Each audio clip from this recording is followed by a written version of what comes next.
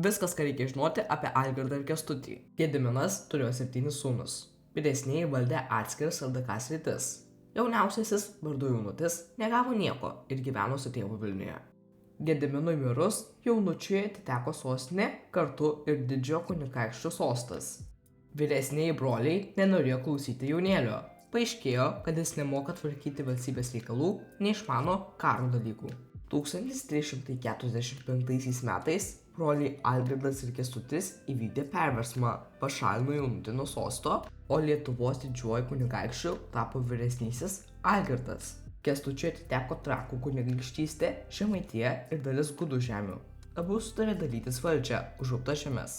LDK tapo 2 valdovų valdomų valstybė.